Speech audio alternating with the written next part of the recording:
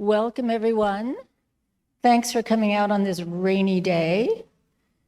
I'm Patricia Rosenmeyer, Faculty Director of the Carolina Center for Jewish Studies, and it's my pleasure to welcome you to this year's Kaplan-Brauer Lecture in Jewish Studies to be delivered by Professor Molly Zahn.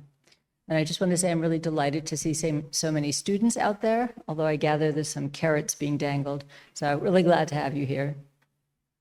So the Kaplan-Brauer Lectureship is dedicated to the memory of Jenny and Reuben Kaplan and Hilda and Alfred Brauer, parents of the donors. Both the Kaplans and the Brauers were immigrants to the United States, the Kaplans escaping the Russian pogroms and the Brauers escaping the Holocaust in Germany. In addition, the donors honor the memory of their brother, Albert S. Kaplan, who is disabled while fighting with the American Army in the Philippines during World War II. And all of us at the center are really grateful for this endowed lectureship, which was created in the summer of 2003, just a few months after the center was established. So we're delighted to have Professor Zahn here to help us honor the Kaplan and Brauer families' generosity. Professor Zahn is Associate Professor of Hebrew Bible at Yale Divinity School, where she recently joined the faculty after 14 years in the Religious Studies Department at the University of Kansas. Her research focuses on the composition and transmission of texts in early Judaism, with special attention to the fluid boundary between these two processes. She's the author, most recently, of Genres of Rewriting in Second Temple Judaism, 2020, and is currently working on a commentary on the Qumran Temple Scroll for the Hermeneia series. She's also serving as executive editor, for the Brill journal, Dead Sea Discoveries. Tonight's lecture is titled Scribes as Authors in the Dead Sea Scrolls, so please join me in welcoming Professor Molly Zahn.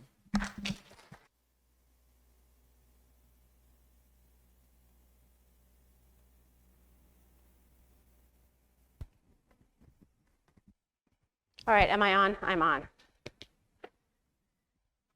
I didn't even realize that I would have this opportunity to bring out my favorite t-shirt that was always hanging in the window of this one store in Lawrence, Kansas, where I lived for many years. It said, Lawrence, Kansas, the birthplace of North Carolina basketball. Basketball fans? Anybody? I am really happy to be here. I'm really grateful to Professor Rosenmeyer and the Carolina Center for Jewish Studies for having me here, and Professor Lambert and Professor Lamb and everybody else from the community for welcoming me so generously, and to all of you for coming out, extra credit or not, it's still gross out there. So thank you for being here.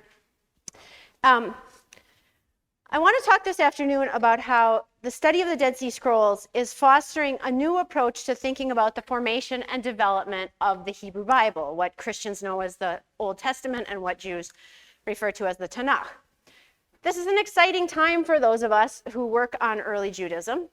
It's been more than 75 years since the discovery of the Dead Sea Scrolls, and we're just now getting to the point where all the texts are published and available, and scholars have really been able to reflect on their significance for our broader understanding of the Second Temple period.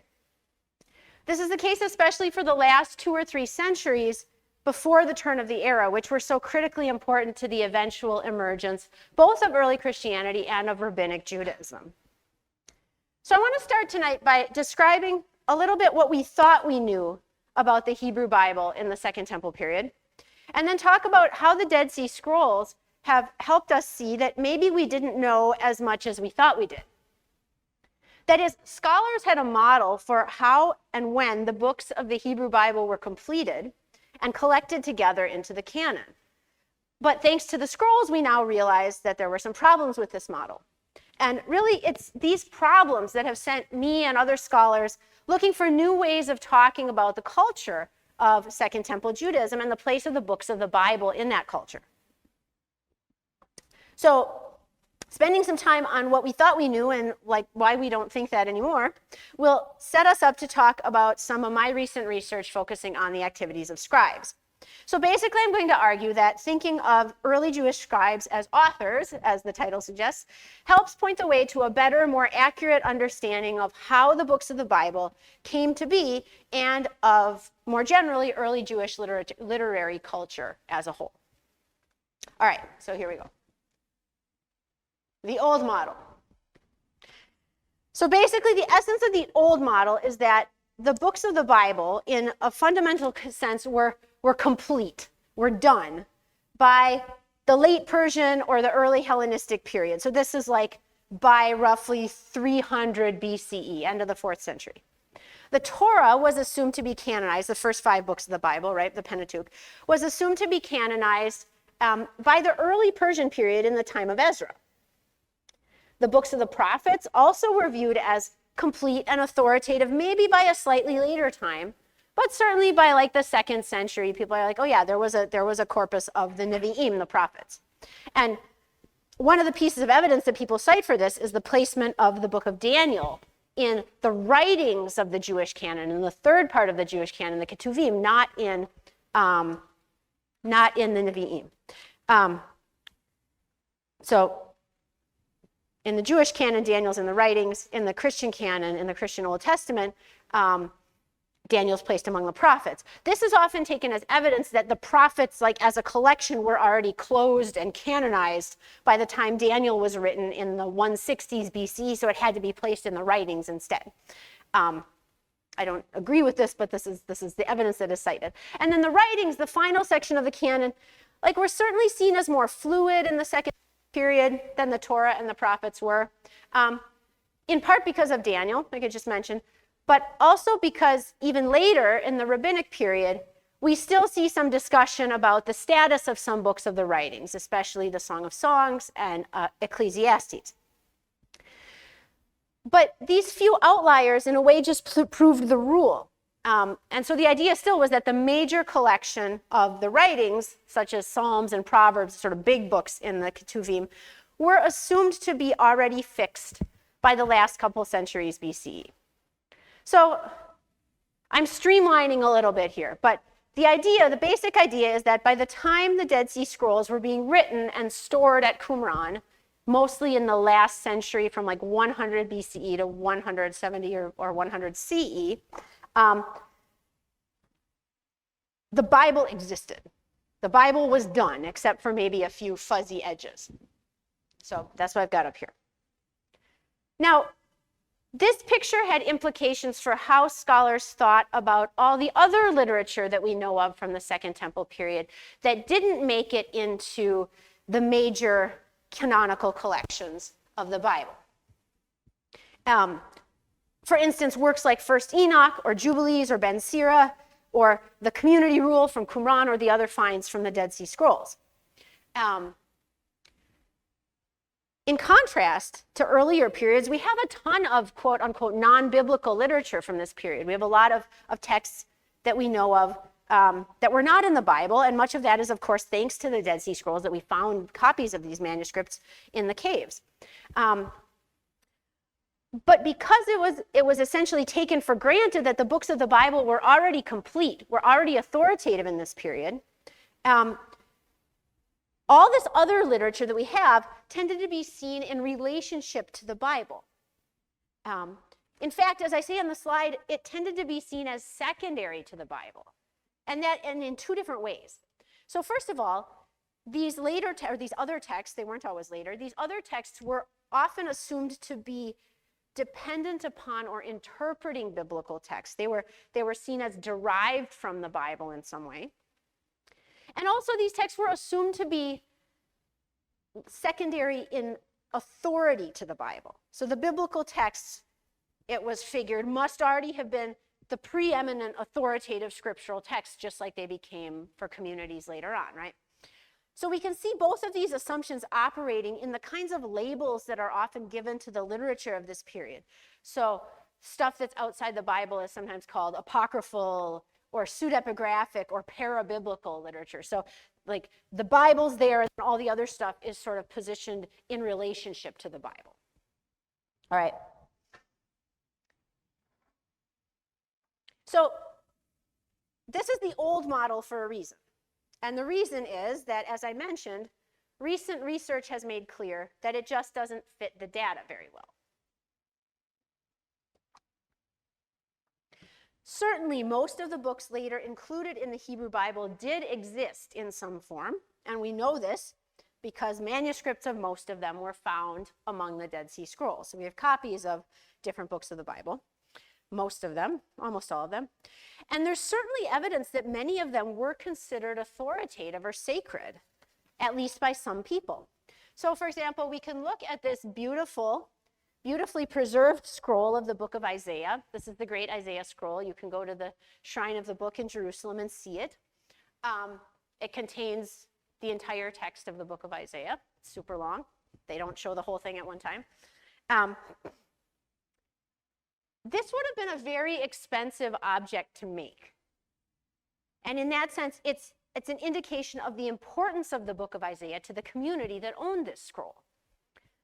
And we also have commentaries on parts of Isaiah, and we have Isaiah referred to in other texts as containing prophecy, containing divine communication. So like they clearly thought Isaiah was sacred and scriptural. But there are two problems. First, we don't have this evidence for all the books of the Bible that are now in Christian and Jewish Bibles. There are no copies of the book of Esther found at Qumran. There's no copy of the book of Nehemiah found at Qumran. There are only tiny scraps that are attributed to the book of Ezra and to Chronicles. Now, maybe this is just by accident. Like all the text from, most of the text from the Dead Sea Scrolls are like tiny little pieces. So it's like a jigsaw puzzle and then you lost like 3/4 of the pieces. So maybe those books were there and we just didn't find them. But on the other hand, maybe that's not by accident, right? Maybe we can't assume that these texts were already considered scriptural by all Jews in this period. And secondly, if there are some books of the Bible that we can't be sure were authoritative, we have good evidence that some texts that were not included in the canon, by most people at least, were considered authoritative or sacred, at least among some groups. So some texts in the Bible that might not have been seen as very important, and some texts that are not in Bibles that clearly were seen as pretty important. So this manuscript is a manuscript that I work on a lot called the Temple Scroll. It's actually the longest preserved text found among the Dead Sea Scrolls.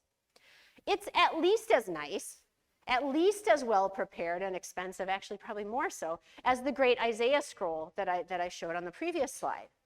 And the Temple Scroll presents itself as words spoken directly by God on Mount Sinai.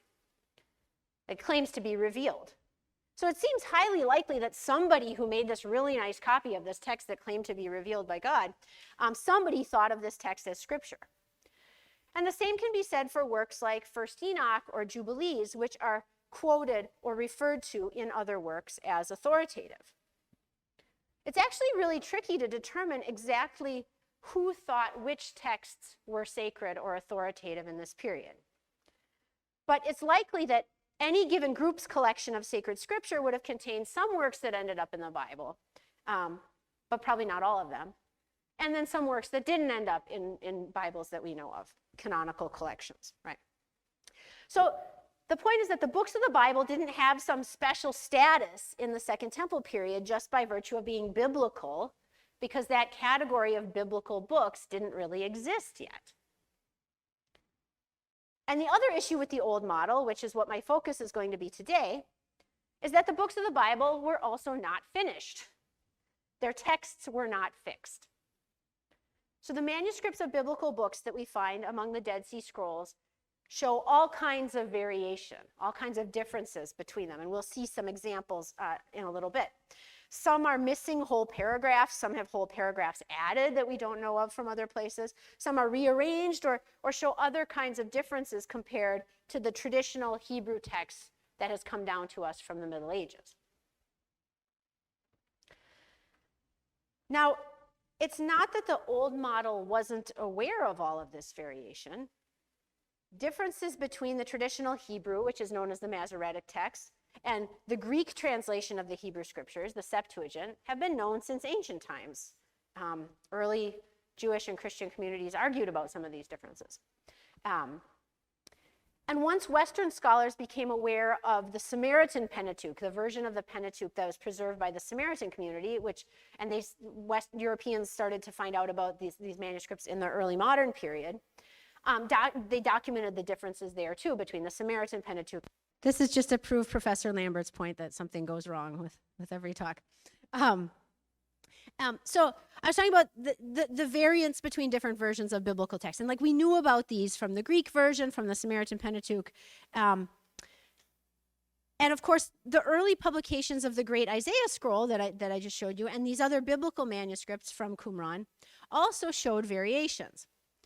The issue is really how all these variations were interpreted. How were they understood? In fact, this evidence of textual fluidity has much more significant implications for the history of the Bible than was initially thought. And taken together with other evidence from the scrolls at Qumran, it can really point us to a better model of what the literary culture of early Judaism was like at that time. We just need to shift our perspective a little bit, and I think we can do that by focusing on scribes.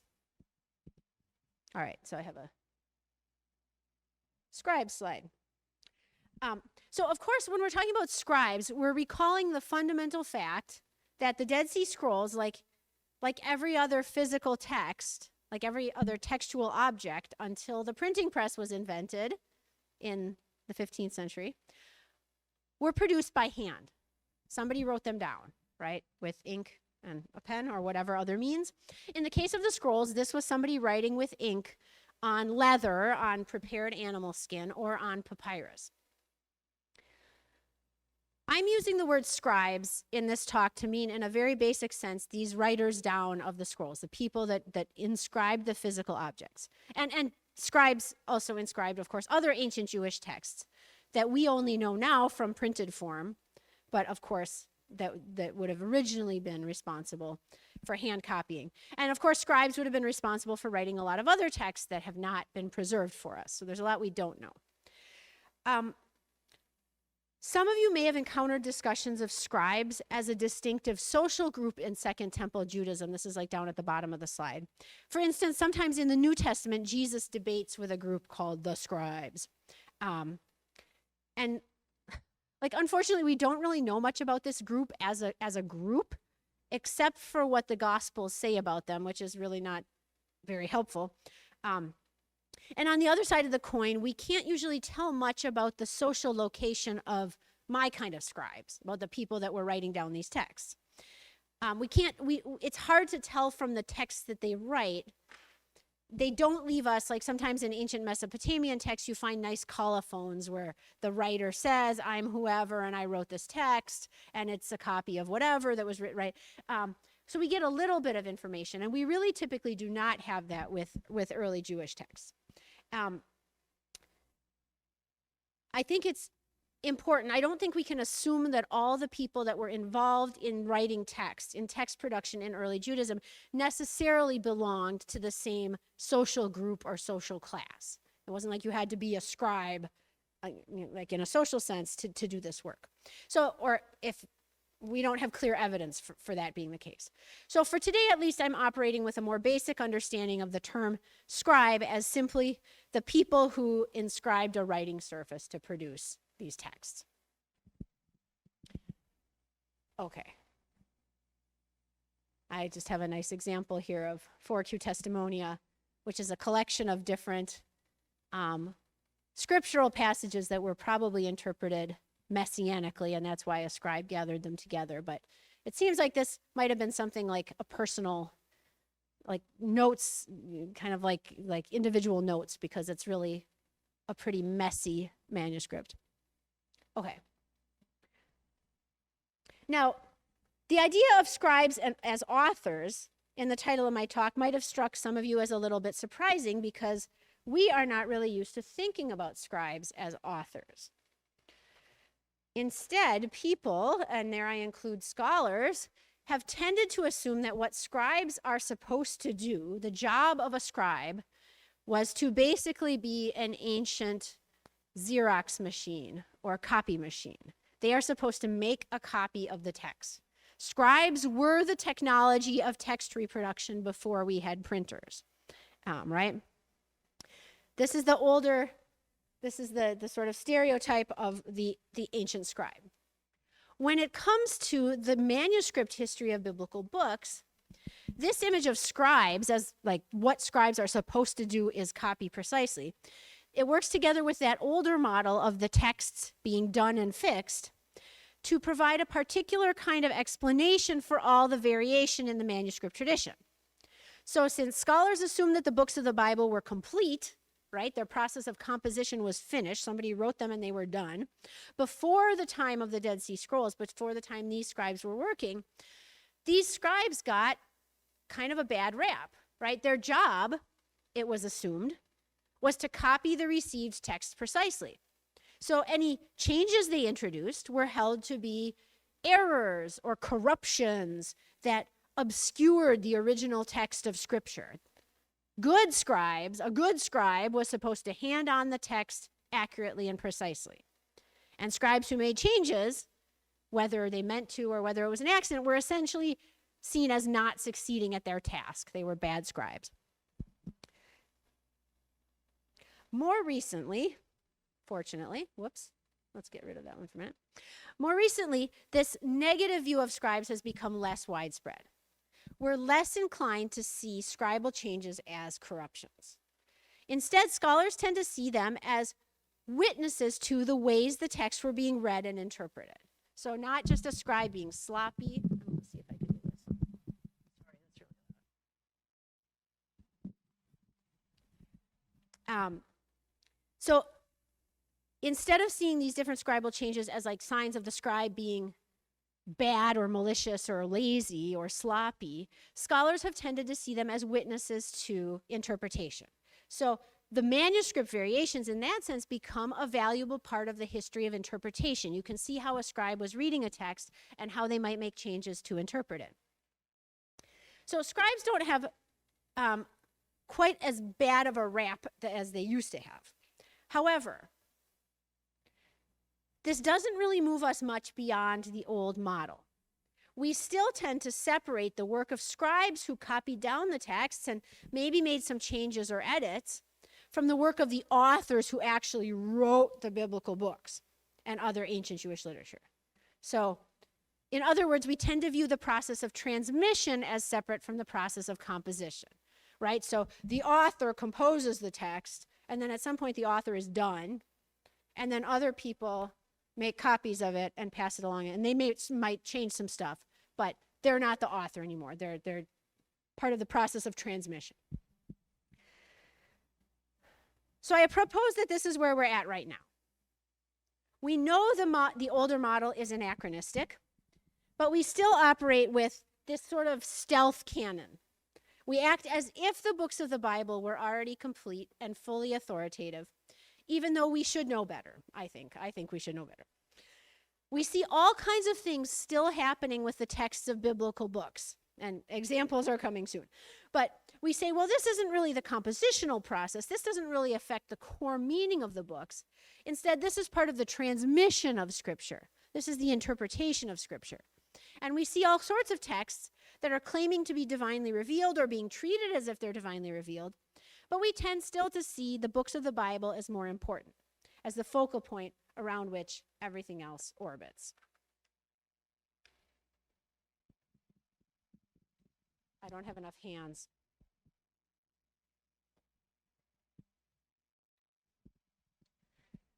So what I want to do is use the activities of scribes as a window into a different model, one that is hopefully closer to reality. This is a model centered around the idea of rewriting. Rewriting is simply my term for the updating or redeployment of existing texts.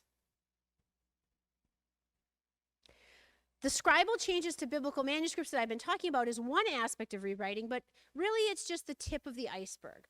This is a literary culture in which textual change and textual fluidity was pervasive. It was everywhere. So texts were continually in flux because scribes were constantly making changes to them or using older texts as the building blocks of new ones. And the other thing that's important for me is that this scribal rewriting is constitutive of the texts as we know them. We would not have the texts in the forms that we have them were it not for these Second Temple scribes who were continually reusing and reshaping existing texts. In that sense, these scribes are the ones who are responsible for the text. They are the authors of these texts in their current form. And thus the title of my talk, Scribes as Authors in the Dead Sea Scrolls. The final point that's up there right now, the other key point is that this rewriting didn't just happen to biblical texts or to texts that ended up in the Bible. So rewriting can't be reduced, like it sometimes has been, to biblical interpretation. Instead, rewriting seems to be more simply the way texts were handled in this period. What scribes did when they produced texts, when they copied and transmitted texts, was to reuse older texts. So what I want to do in the rest of my time with you tonight is flesh out this picture a little bit. I want to talk a little bit more about rewriting and some of the different forms it can take. And most importantly, I want to talk about some examples of rewriting as it occurs in texts that were not included in the Bible, to illustrate my point that the books of the Bible seem to be organic parts of a larger literary culture. They weren't treated specially. They didn't have any special status per se compared to other texts. And then I'll return at the end to thinking a little bit about some of the implications of all this for our understanding of early Judaism and of the history and development of the biblical text. So you can see a little preview here at the bottom of the slide. The Qumran evidence helps us see that we're dealing with quite a different literary culture in the Second Temple period than what would become the norm later on.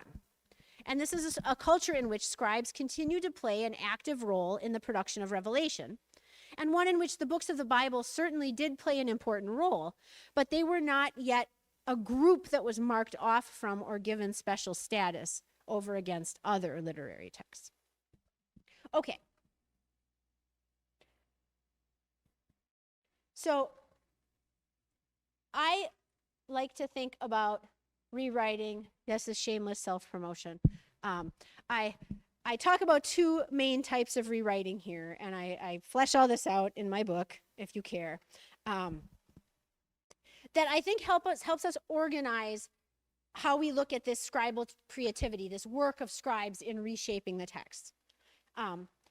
It took a variety of different forms. So scribes could change things in the course of making a new copy of a text. So it's like, oh, my copy of Genesis has worn out. I need to make a new one. I will write it down, but I heard this other story, or like, I remember it having a different word there. So I'm just going to put it in, like that kind of change, making a new copy of the text. And sometimes they're smaller changes, sometimes they're bigger ones. Or scribes could write a new work, but use older material when they did so. So maybe they retell a story, or they reorganize some older material. And maybe they use older material a lot, such that the new work really resembles an older one. Or maybe they only use just like one specific part from an earlier text, like an existing hymn or prayer, and they put it into their new text. Or maybe they don't really rewrite a specific text, but maybe they write a new text about a known character, like maybe Ezra or Enoch or somebody we know from other texts. In my book, which is still sort of recent, 2020, one of the main things I try to do is map out all these different ways of changing or repurposing texts. And like I said, I think there's two main categories that are really important and helpful to talk about specific examples of rewriting. Two main categories or types, contexts in which rewriting took place. One of these I call revision. And that is when scribes make changes to an existing composition in the course of making a new copy of it, like my Genesis example. And like I said, these changes can take many different forms. They can be very small. They can be as small as a spelling or a grammatical form, or they can be very large additions. There can be omissions. There can be rearrangements, like all kinds of things. But the reason they're in the same category is that they involve changes made to a new copy of a work that already exists. And I'll show some examples of this kind of thing in just a minute. The second category is called reuse, or I call it reuse. This is when scribes actually create a new literary work, a new composition, but they use older texts to do it as building blocks in that process. And again, this too can happen in lots of different ways, but the point is that the rewriting is in the context of a new composition. And like, yes, you can ask like, well, how do we know it's a new composition? But we can get to that later perhaps. Without like getting too far into the weeds of scholarly conversations, the point of these categories, for me, the reason I like to use them is that it gives us a neutral set of terms for talking about different kinds of rewriting that is not tied to the Bible. So scholars have been aware of rewriting of like these kinds of things. They've been aware of the phenomenon for a long time. But as I mentioned before, it has typically been understood as either scribal corruption or as a type of biblical interpretation. That is, rewriting has almost exclusively been talked about as something that happens to biblical texts. And there are reasons for that beyond pure scholarly bias. Some of it has to do with the nature of our data, which I'll say more about in a minute as well. But one of my main points is that rewriting is not restricted to biblical texts. And talking about revision and reuse can help us understand different ways rewriting can play out without getting tangled up in questions of how these rewritten texts relate to the Bible. Okay, I will finally show you some examples. So first I want to give, there we go. First I want to give you a couple different examples of what I view as revision, different versions of a single text. So again, this is the scenario where a scribe would make changes to a text in the course of its being copied. And again, these changes were of various kinds. Sometimes they're very tiny, just a letter or a word. Sometimes they're much more significant. There's tons of examples that I could have brought. There's lots of variants in the manuscripts of biblical books. So it's kind of paralyzing to try to choose just a couple of examples. This first one is a classic case from the book of Jeremiah. So on the left is a translation of the traditional Hebrew text, the Masoretic text of Jeremiah 10, verses 3 through 11.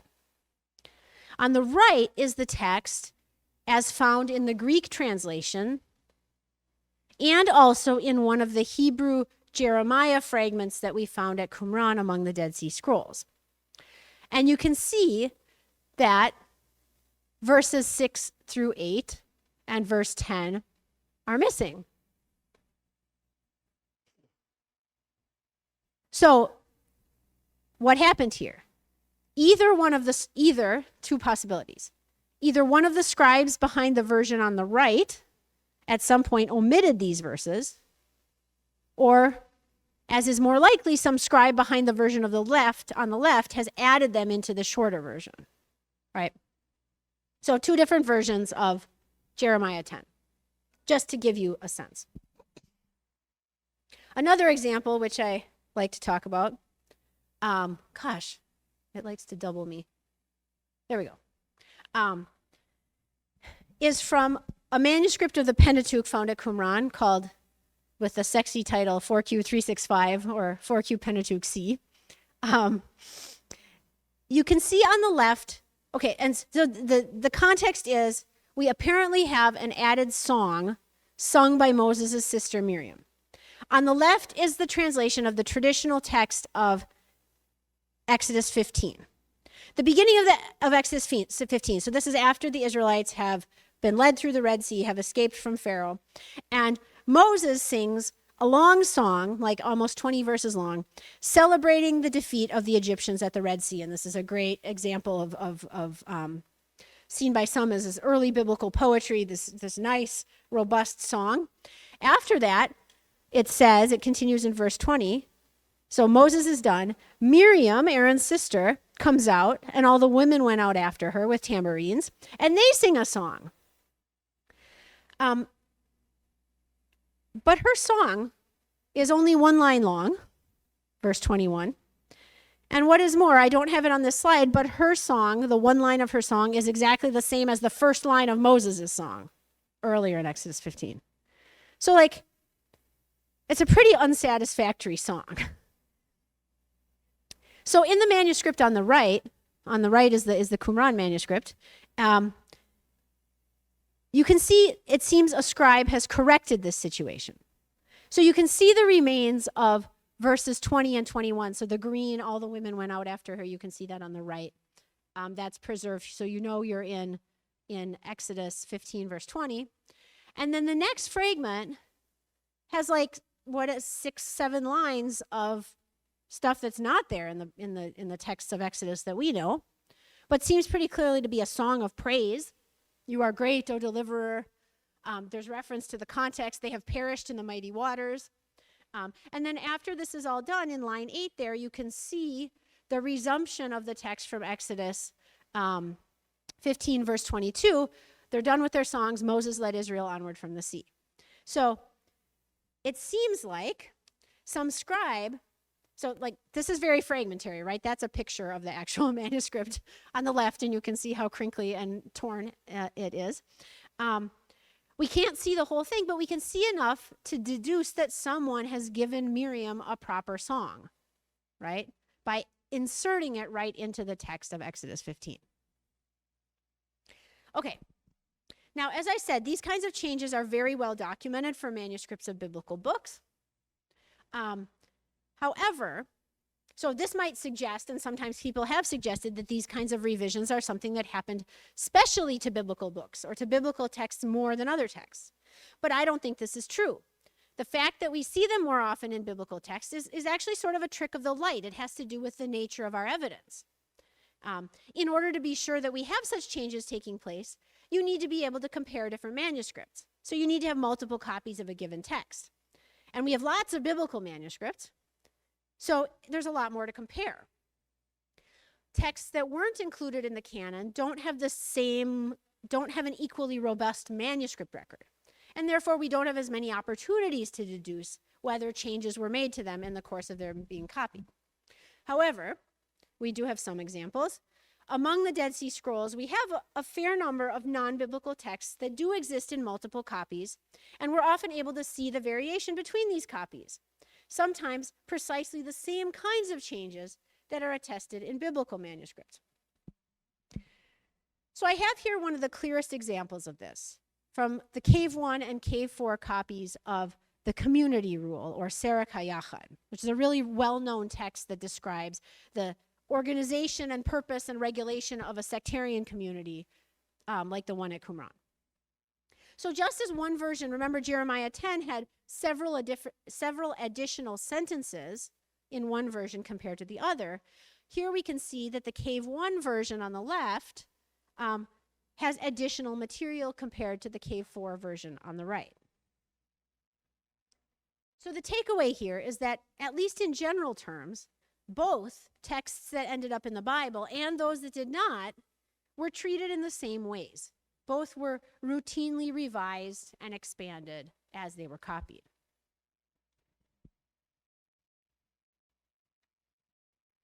All right, so those were examples of revision. I want to talk a little bit, so again, changes made in the course of making a new copy of a text. The second type of rewriting that I like to talk about is reuse. And again, this is using one or more existing texts as the basis for a new composition. This phenomenon, although it hasn't usually been called reuse, it's received a lot of attention ever since the Qumran texts were discovered, especially in a group of texts that scholars have frequently referred to as rewritten Bible. So texts that retell or rework specific biblical materials.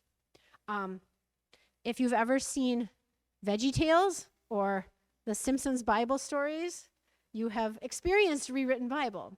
Or like, I guess, like the old 10 Commandments movie, Ben-Hur. There's lots of them. This phenomenon is ongoing. Famous examples of ancient texts that do this include the Book of Jubilees, which is a reworking of the story, a retelling of the stories of Genesis and Exodus from creation up to Mount Sinai, but all depicted as a revelation to Moses by an angel on Mount Sinai. And the Temple Scroll, which I showed you parts of earlier, which is a legal text that reuses a lot of the laws from Leviticus and Numbers and Deuteronomy. Just to give you an example, like a textual example, this is some extracts from the beginning of Jubilees. You can see the very beginning. These are the words, et cetera, as he related them to Moses on Mount Sinai when he went up to receive the stone tablets. So it's portrayed as revelation to Moses at Sinai. But then if you skip ahead to the extract at the bottom from Jubilees 3, if you're familiar with the biblical account in Genesis 2 and 3, you recognize this, right? The animals are brought to Adam, who gives them their names, and God does not find a helper for, actually that doesn't happen in Jubilees. In Genesis, God brings all the animals and says, none of these really work for Adam. And then God decides to make Adam a helper like himself. Here, God brings the animals to Adam just to name them. But God doesn't think that any of the animals might possibly be right for Adam.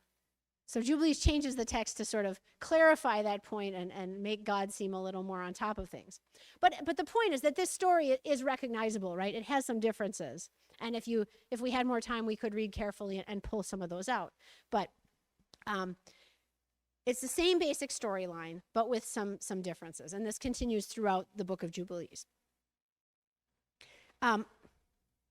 Now, this phenomenon of creating a new composition that is basically a rewriting of an older one that draws heavily on existing texts is absolutely an important and fascinating aspect of Second Temple literary culture. And the Temple Scroll is actually the text that first got me interested in the Dead Sea Scrolls. But the term that's usually used for these texts, rewritten Bible, is misleading, as a number of scholars have pointed out. Basically, it assumes, I need to give you more slide. It assumes that, it basically assumes the old model of scripture that I talked about at the start, that this kind of rewriting is something that specially happened to biblical books, and that it happened to biblical books once they were finished. Genesis or Exodus is composed, and then somebody comes along and rewrites it, much like VeggieTales. In reality, we know that it wasn't only books of the Bible that were rewritten. You can see the same process in certain famous ancient Near Eastern texts, like the Epic of Gilgamesh, that were created at least partly through reuse of earlier texts.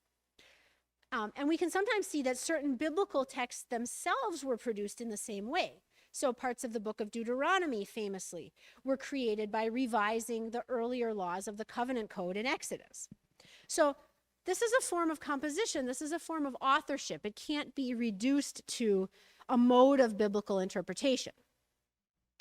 And problem number 2, the evidence from the Dead Sea Scrolls confirms that it wasn't just biblical books that were rewritten or that could be used as a basis for new compositions.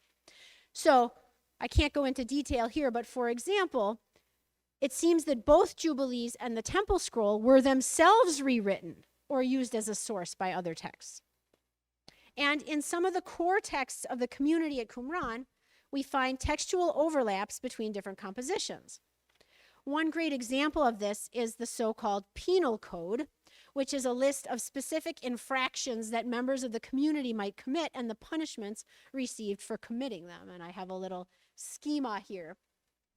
So 2 prominent sectarian texts, the Community Rule on the left, 1QS, and the Damascus document on the right, both contain versions of the penal code, these lists of like things you shouldn't do and then the punishments if you do them.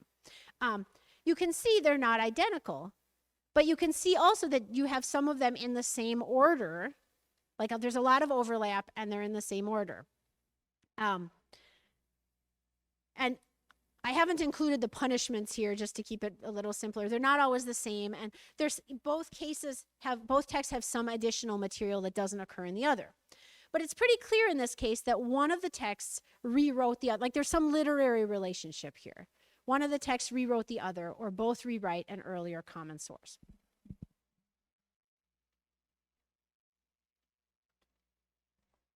These are just a few examples of how rewriting could work in early Judaism. Both changes to texts as they were copied, new texts built out of older ones, and cutting across canonical boundaries, right? This happened, the same basic kinds of things were happening in texts later included in our Bibles and in other texts. So this is why I say that rewriting was pervasive. It was not some kind of special or unusual way of treating texts. So the question then becomes, what exactly do we do with this evidence? how should it change our conception of Second Temple Judaism? So I'm getting to the takeaways here. First of all, one of the most significant things we learn is that early Judaism operated with a different concept of scripture, a different concept of revealed text than what became the norm in later Judaism and Christianity. When we think of sacred texts, I think most modern people would say that one of their primary characteristics is that they are fixed. You can't just go and change them. You can go do your VeggieTales version of the Gospel of Matthew, but you can't go actually rewrite the Gospel of Matthew, right? This wasn't the case in Second Temple literary culture. I talked earlier about the difference in determining what exactly was considered authoritative or scriptural in this period. But there's absolutely no doubt that many of these texts were regarded as sacred. We've seen that texts like Jubilees and the Temple Scroll were presented as divine revelation. Texts like the Community Rule, even the sectarian text that I mentioned, the Community Rule and the Damascus document also present themselves as containing inspired interpretation and special revelations. All of this stuff was imagined to connect in some way to God's communication with God's people. It was all seen as revealed in some sense. But this sacredness didn't prevent the text from being changed or expanded or supplemented over time. So sacred did not mean fixed. In this sense, the process of revelation was ongoing. Scribes who did this rewriting were, in essence, participating in revelation, participating in the unfolding of sacred tradition. They were interpreting earlier scripture in a sense, but they were also adding to it. The other takeaway that I want to highlight is how studying how scribes function as authors in early Judaism helps us move beyond this sort of Bible versus everything else divide that I mentioned at the start, that there was the Bible and then there was everything else. We're very accustomed to thinking this way, but it's really not appropriate to the evidence. So focusing on the scribes and rewriting helps us see the different ways this works and see some different ways that we could think about categorizing the literature of Second Temple Judaism, whether this is types of rewriting, whether this is genres like law or narrative. We can group the material in ways that cut across the later boundaries of the canon. And we can start to see the books of the Bible as part of this much larger literary culture. So the groupings or categories that I have here don't map onto the boundary between biblical and non-biblical. They cut across it, right? The distinction between Bible and not Bible is really meaningful for us, but there's not much evidence that it was meaningful in any way for Second Temple Jews. All right, so just to sum up a little bit, I've suggested that thinking about rewriting, about scribes as authors, helps move us towards a better understanding of Second Temple Judaism.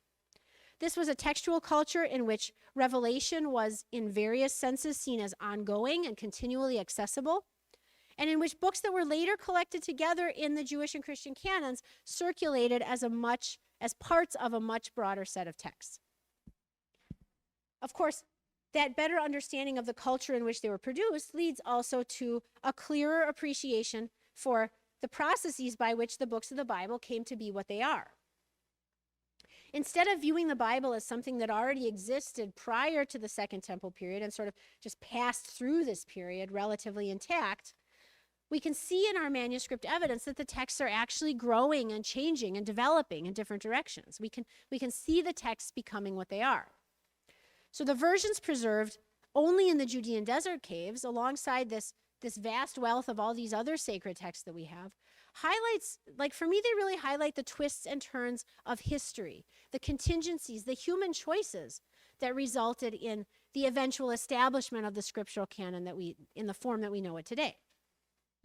The work of the scribes who produced these manuscripts allows us to see more clearly what Bible scholars have, in a sense, known for a long time, that Israel's sacred literature is a record of debate and conversation, of multiplicity and change, and of struggle with the tension between the words of tradition and the needs of the present. Thanks.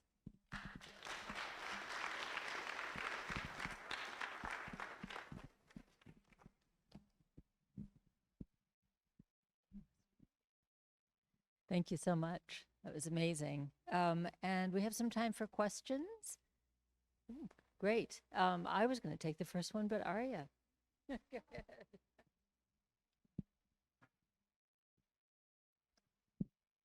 Firstly, thank you so much for a really interesting talk. My question is kind of a short one. Is there a place for Pesherim in your model of rewriting, or would you put the Pesherim in another category altogether?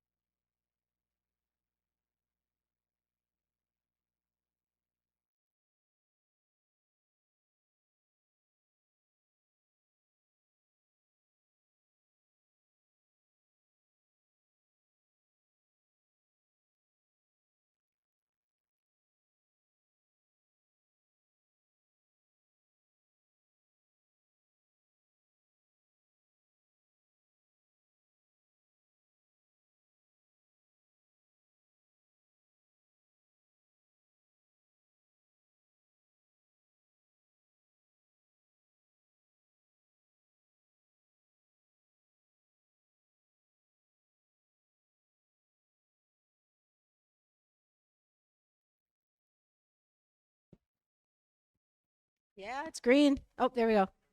Okay, awesome. Oh, there we go. Thank you so much, Dr. Zahn, for being here. I just wanted to ask, do you think that the scribes were encouraged as active partners in producing revelation in the Jewish tradition, or do you think it was something that was just under kind of like behind the scenes? I think it was kind of taken for granted, or I think it was understood, and there are different models for what it looked like, but I think it was understood that a properly trained scribe had this role. A scribe was not supposed to just copy. What a scribe was supposed to do was understand, like ingest, like deeply learn, and also pass on the tradition. So I think it was part of the culture. Yeah, thanks. Jody has a question. Jody, you can talk loudly. Yeah.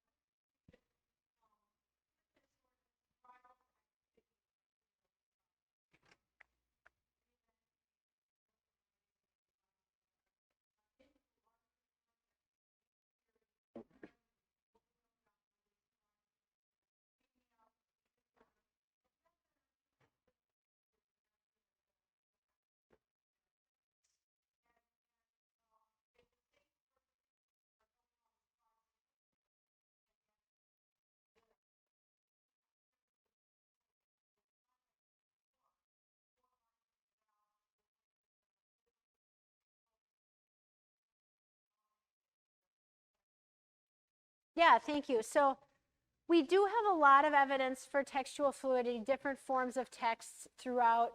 Like it's kind of the norm throughout Mesopotamian literature in particular, where Gilgamesh is sort of built out of these smaller narrative units in the beginning, and then you get different versions, like changes made to the particular story, so you can kind of trace that. The same with the legal corpora, or like what we call law collections from the ancient Near East, which will show some like the same chunks of laws occur in multiple places, but with some changes. And so, and I know less about the Greek situation. There was definitely textual fluidity with the Homeric epics, and then at the same time you get this sort of attempt in Alexandria, starting in like the 4th century BCE, with the Alexandrian grammarians to establish the text of Homer and be like, wait a minute, we can't have all these versions. Like, we need to figure out like which one of these is like authentically Homer.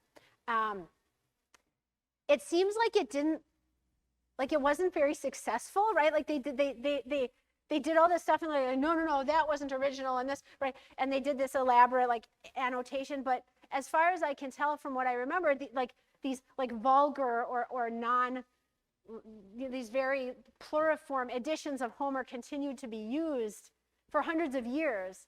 And so, like, even while you had a sense of people that cared about this stuff, the plurality, the pluriformity continued. And I think, I mean, paradoxically, I think there's a way in which Greek literary culture does sort of influence the rise of the fixity of the text within Judaism. And the idea, like the Greek idea of an author, I think starts to affect conceptions of text within, by Jews and Christians, conceptions of the biblical canon. But yeah, you can make the argument that this was really the norm for literary composition across the ancient world. And the fixity is like also has some precedence. There was some move towards less pluriformity, but it conceptually is so bound up for contemporary students of the Bible with the later history of the canon that it just becomes this like giant elephant in the room that obscures the similarity to the larger context. Thank you.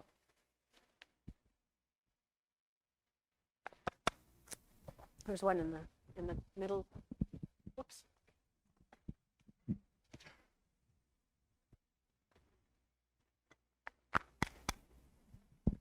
I thank you for your discussion. That was very interesting. My question is, if these scribes are essentially as authors, as you've described, and these books are being written over the course of centuries, would there be any kind of linguistic fingerprints of how the language changed over time? Would there be sections where the scribes wrote in what was their modern language in contrast to what was biblical Hebrew? And would that be enough evidence to say what was added by the scribes? It's a great question.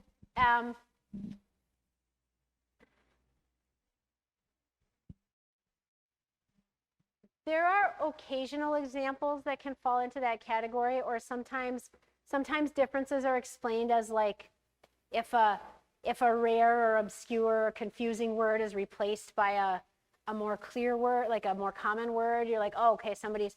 For the text that we have, I'm trying to think of a clear example of like linguistic updating. And I think you don't see it as much in the specific changes. There might be examples, but they were either, even as the language was probably changing, and there's lots of discussion about like what exactly Hebrew looked like in the late Second Temple period. But clearly these scribes were pretty well conversant with the biblical tradition, right? And they knew the language of these texts. And so in most cases, they were able to deploy it fairly successfully. So you don't see a lot of sort of shibboleths in that sense, right? That you can pinpoint something as later. So I think there are probably some examples, but I can't think of a good one off the top of my head, of course. But Mark probably has one.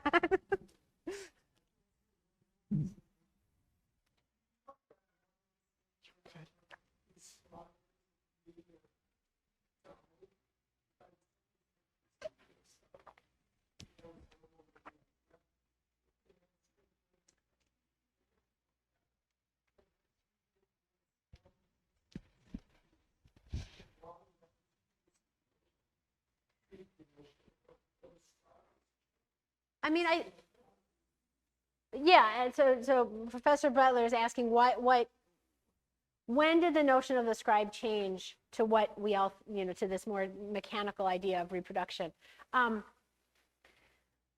So after the destruction of the temple in 70 CE, we have a sort of gap in our record. The biblical texts that we have from that period start to show a lot less pluriformity.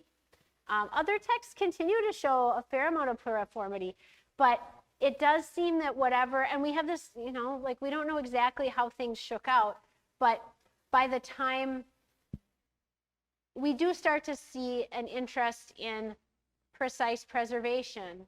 And my sense is that we don't fully understand the death, except we see a new ideology emerging of revelation no longer happens in these ways. Revelation happens, the rabbis, once we start to hear their voices in the 3rd and 4th century, they have a different ideology of teaching and interpretation and basically continuing revelation, not through actually changing stuff, but through producing different forms. So something changes that has to do with, surely, with the social changes in that period after the destruction of the temple, and what the emergence of different leader groups that are leading within Judaism. I don't think we can sort of easily chart, though, because in other contexts, it's a new ideology of scripture that emerges. But why exactly it emerges at that time, I'm not sure I'm ready to say, other than a sort of general sense of need for preservation, maybe, or other ideologies of the role of the rabbis as teachers. In some ways, the scribal situation that we see in the Second Temple period in Judaism continues in, my husband works in medieval English and Latin manuscripts, and you see a ton of manuscript variation in other types of cultures, other types of textual cultures, and scripture starts to get treated, generally, especially in the Hebrew tradition, as far as we can tell, is treated much more precisely.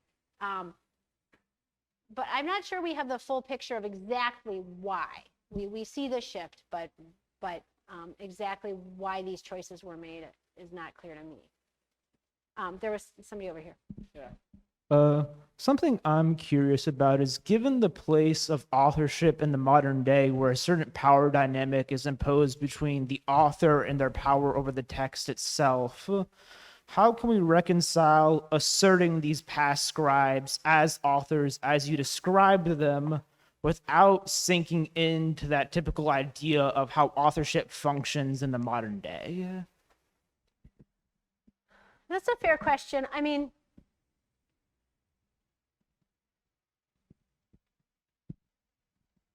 it might be clear that I'm using this, I'm using the idea of author provocatively to get us out of thinking of scribes in a more narrow sense, and also to mark their agency as shapers of the text.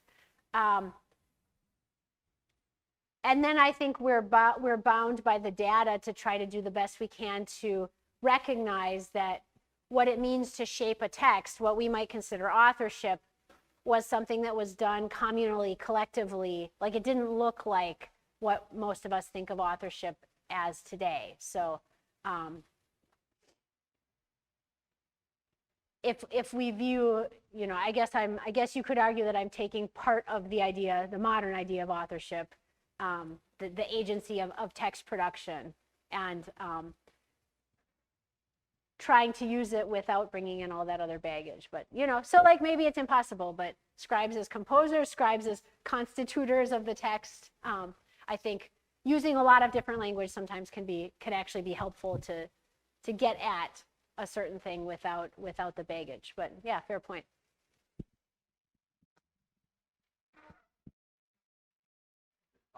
Okay, thank you.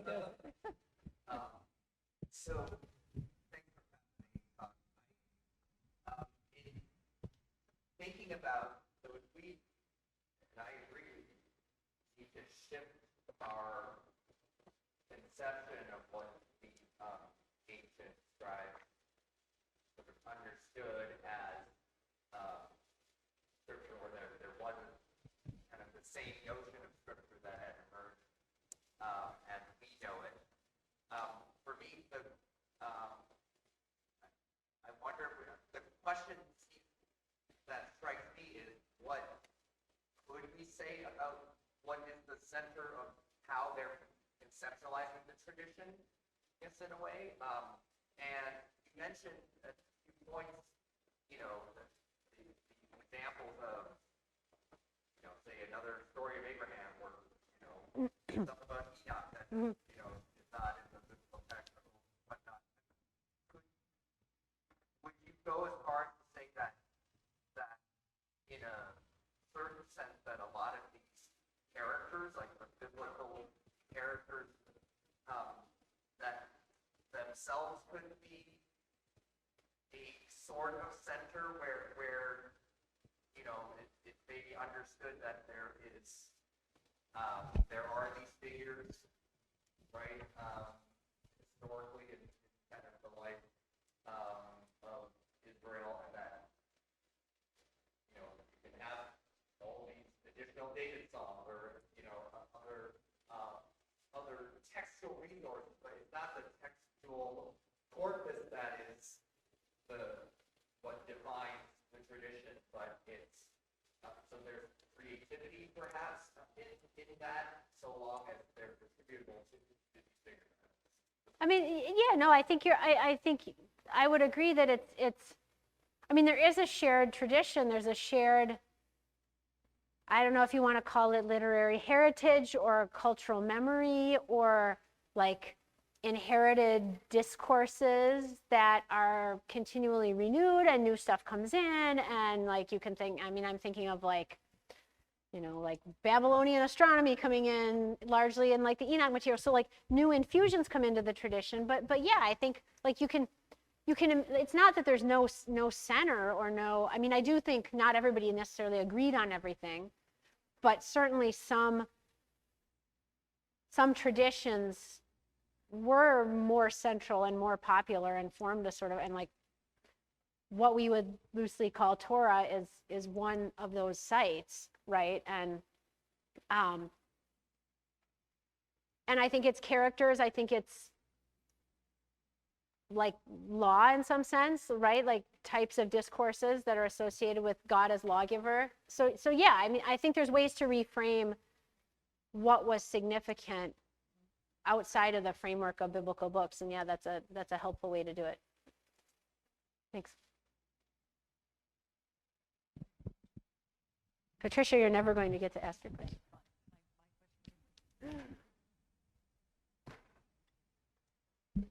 Wonderful talk. I really learned a lot from your talk. One question I do have is, given, for the example that you used was Jeremiah 10, I believe, and there was some variation between both examples that you showed. I'm curious as to, it's likely that people in those era and in those specific regions where the different texts were found were reading different versions of the same Jeremiah 10. But what impact do you think that the variation in scripture has on the authority of scripture in people's lives and how they perceive how true scripture is? Do you mean for these ancient communities? Yes. I mean, I think they had an idea of these sacred traditions as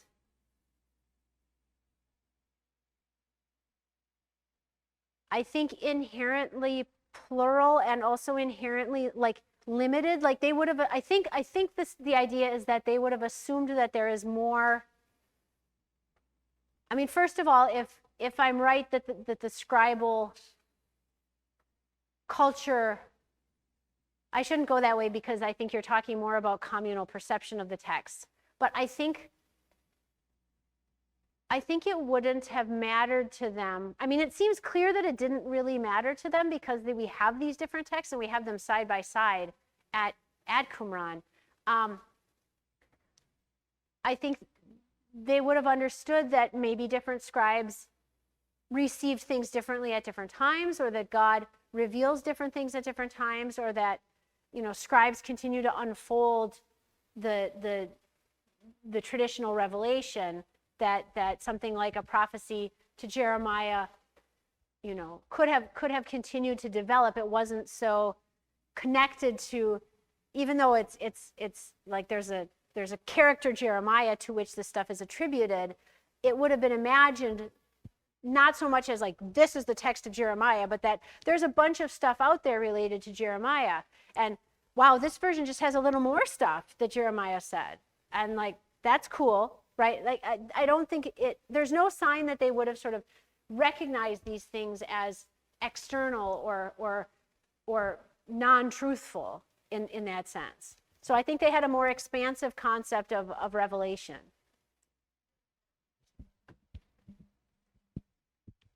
Okay. Any other questions? All right, then I'll thank you all again for coming, and let's thank Professor Zahn. Thank you all.